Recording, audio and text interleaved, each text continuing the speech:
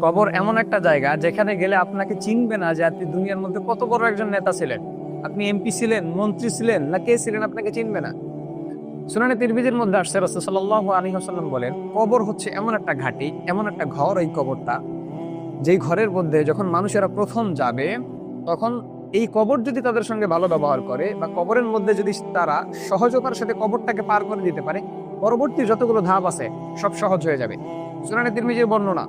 কিন্তু কবর যদি আপনার কঠিন হয়ে যায়, যে আপনি সহজ জবাব দিতে পারছেন না, কবরের মধ্যে আপনার খারাপ একটা সময় চলে যাচ্ছে, একটা খারাপ একটা অবস্থা, কঠিন একটা অবস্থার মধ্যে পড়ে গেছেন, এরকম যদি কবরের মধ্যে হয়, তাহলে পরবর্তী যত ধাপ আছে রাসূল সাল্লাল্লাহু আলাইহি ওয়াসাল্লাম বলতেছেন প্রত্যেক ধাপ তোমার কঠিন হতে থাকবে। এবং অপর হাদিসের মধ্যে আসছে, রাসূল সাল্লাল্লাহু আলাইহি ওয়াসাল্লাম বলছেন, যখন মানুষেরা একজন মানুষকে কবরের মধ্যে রেখে চলে যায়, তখন ওই কবরের মৃত ব্যক্তি ওই মানুষের পায়ের খসখস শব্দটা শুনতে পারে। তো আপনি কি মনে করছেন যে আপনি যখন ইন্তেকাল করবেন, আপনি মারা যাওয়ার পর মনে হয় আপনার মধ্যে কোনো রুহু থাকবে না, আপনাকে কোনো জিজ্ঞাসাবাদ করা হবে না, হাসরের ময়দানে আপনাকে ওঠানো হবে না? আপনি এটা মনে করছেন আপনাকে জিজ্ঞাসাবাদ করা হবে না? আপনার ভুল ধারণা। রাসূল সাল্লাল্লাহু আলাইহি সাল্লাম বলছেন যে মানুষেরা যে চলে যায়, তুমি মরার পরে যে তোমাকে রেখে মানুষেরা চলে যাবে, তো এই মানুষের পায়ের খসখস শব্দটা পর্যন্ত তুমি শুনতে পাবে। তার মানে আপনি কি বুঝলেন?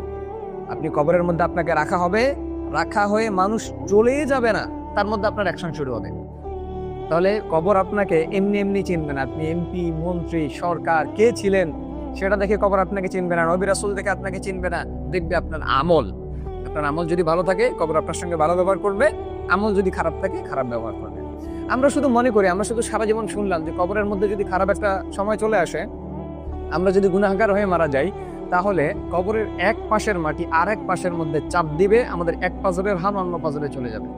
সারা জীবন এটা আমরা শুনছি না, শুধু শুনে আসলাম, কিন্তু এর প্রক্রিয়াটা আমরা কি কখনো অনুভব করছি? এর প্রক্রিয়াটা কি আমরা কখনো চিন্তা করছি যে প্রক্রিয়া কি হবে? কত দূর একটা কথা চলে গেছে যে এক পাশের মাটি অন্য পাশে চাপ দিবে, এক পাজরের হান অন্য পাজরে চলে যাবে। আপনি চিন্তা করছেন যে কবরের মধ্যে কি একটা অবস্থা হবে আপনার? বাঁচানোর মধ্যে কেউ থাকবে না। দুনিয়ার মধ্যে যদি আপনি কোনো নদীর মধ্যে পড়ে যান, সাঁতার না জানেন, আগুনের মধ্যে যদি পড়ে যান, তাহলে অনেক মানুষ আছে আপনাকে বাঁচানোর জন্য।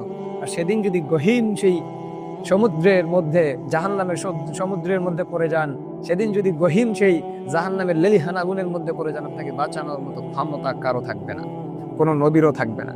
মুহাম্মদ সাল্লাল্লাহু আলাইহি ওয়াসাল্লাম আপনাকে সুপারিশ করতে পারবেন, কিন্তু আপনি যদি দুনিয়ার মধ্যে তার আদর্শ অনুযায়ী না চলেন, তার সুন্নাহ না মানেন, আল্লাহ পাক রব্বুল আলামিনের আদেশগুলো না মানেন, তাহলে আপনাকে সেদিন সুপারিশ তিনি কি দেখে করবেন? আপনি আমাকে বলেন। আপনাকে তো উম্মত হিসাবে চিনবেই না। আমরা যে কবরের মধ্যে যাই, আমাদের মূলধন তো আমরা নিয়ে যাই না।